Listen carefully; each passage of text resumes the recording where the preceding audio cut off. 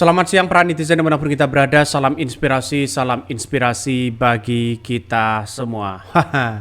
Ini pemerintahan Prabowo tak akan libatkan Luhut. Pengamat mengatakan ya termasuk toksik katanya begitu kan ya. Apakah selama ini partai-partai yang kemudian dikatakan oleh Luhut toksik adalah PKB, PKS, PDIP begitu kan? Tapi yang jelas ya tidak semua oposisi seperti itu begitu kan. Artinya apa? Artinya kalau kita melihat dengan kepemimpinan Prabowo hari ini sudah mulai nampaknya mulai tidak solid begitu kan ya, seolah-olah ada orang yang bisa mengatur sana sini. Ada apa ini begitu? Kalau memang pemerintah Prabowo ini tidak akan libatkan Luhut, kenapa Luhut mengatakan kepada Pak Prabowo jangan sampai ya partai-partai yang kemudian toksik di situ begitu kan yang dibawa masuk kepada koalisi Prabowo. Dan bahkan pengamat mengatakan LPP jangan banyak mencampuri pemerintahan Prabowo begitu kan.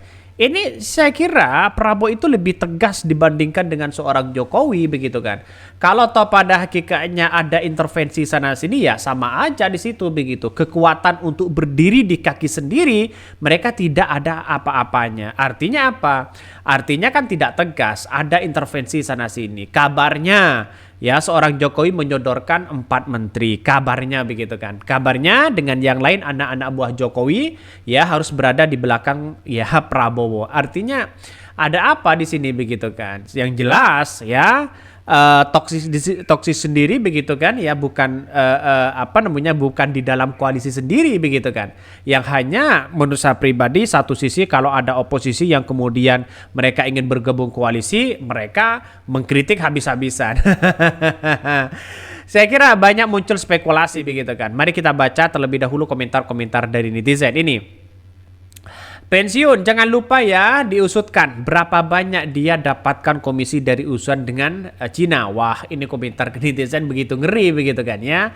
Saya kira kalau tidak ada Luhut dalam dunia politik kita, tidak ada yang satu ya mengkoordinir. Yang kedua, tidak ada yang mau ditertawakan.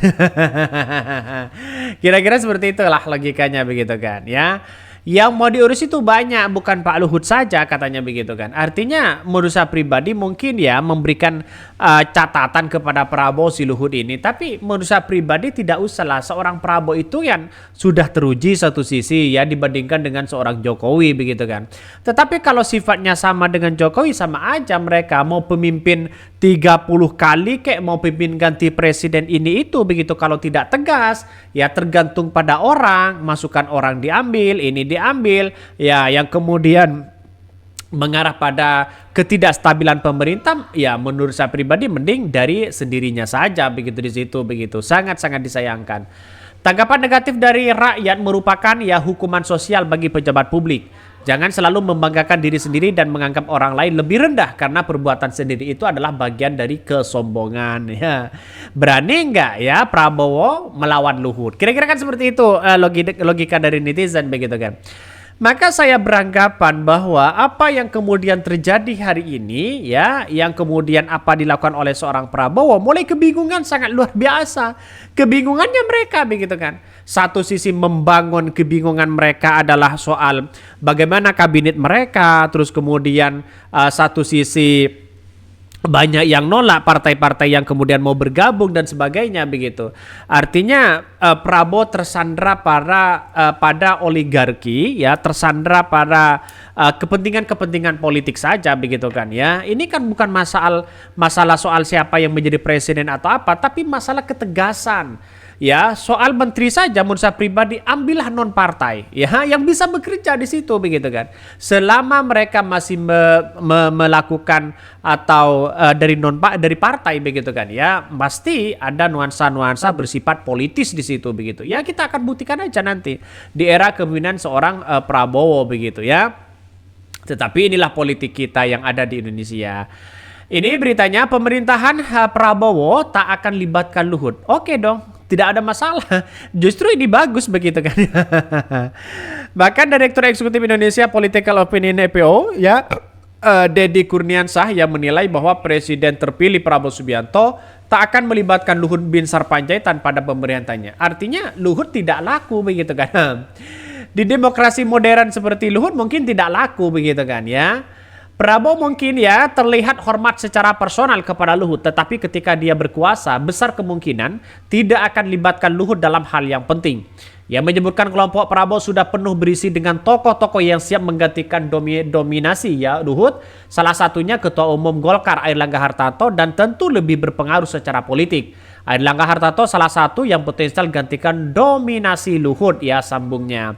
Jadi saya kira banyak yang disorotkan untuk menggantikan Pak Luhut ini ya di Menko Marves ini begitu kan. Salah satunya juga Erick Thohir.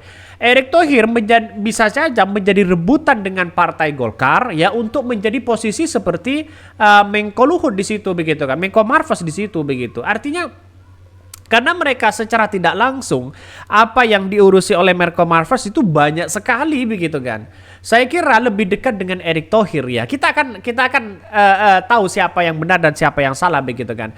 Karena Erick Thohir itu cocok di situ salah satunya. Terus kemudian mereka yang lakukan Erick Thohir itu banyak begitu kan. Maka kalau memang ini menjadi rebutan ya, apakah di sana ada potensi-potensi yang menggiurkan?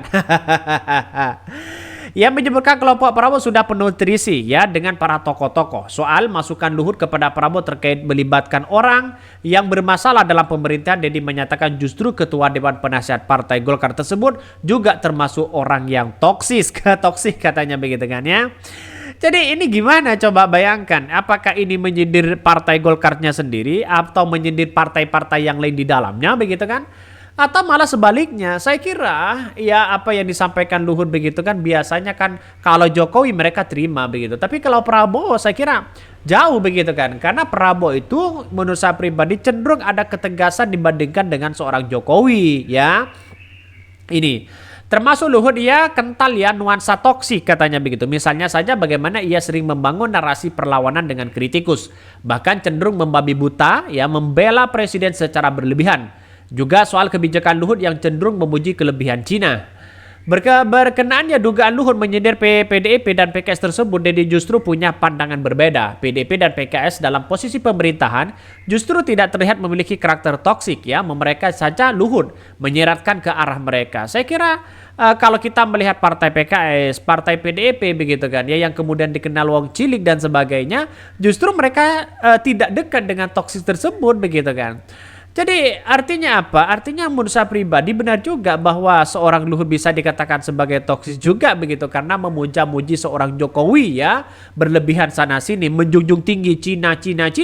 Tapi kita lihat saja produk Cina begitu kan seperti kereta cepat ya. Siapa yang menjadi beban bagi bangsa kita? Yaitu rakyatnya sendiri di situ begitu. Saya kira banyak sekali pro dan kontra, tapi inilah politik kita ya. Luhut mengaku hal tersebut pernah menjadi kabinet Presiden Joko Widodo dan dirinya yang membereskan itu. Ia menyatakan kehadiran orang bermasalah di kabinet dapat memunculkan regulasi-regulasi oleh pemerintahan yang bertegangan dengan kepentingan nasional. Tanpa menyebutkan nama, Luhut mengaku orang bermasalah yang pernah mampir ke kabinet malah pernah menghambat rencana Presiden Jokowi yang ingin mengencarkan digitalisasi. Padahal digitalisasi dicanangkan dalam rangka meningkatkan efisiensi transparansi aturan. Ya karena itu Luhut mendorong digitalisasi sistem pemerintahan Indonesia yang berintegritas. Tapi Pak Luhut ya sudah 2 kali begitu kan jadi Menteri Jokowi, ya itu aja begitu bangsa kita.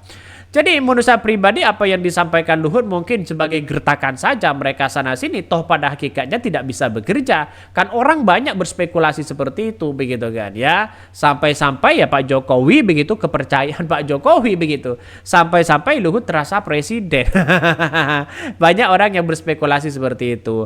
Mungkin itu ya yang kami sampaikan. Ya tonton terus channel Hot dari Podcast Rakyat ini karena ada berita-berita menarik dan viral setiap harinya. Salam para netizen, salam inspirasi bagi kita semua. Jangan lupa di subscribe di YouTube dari Podcast Rakyat ini.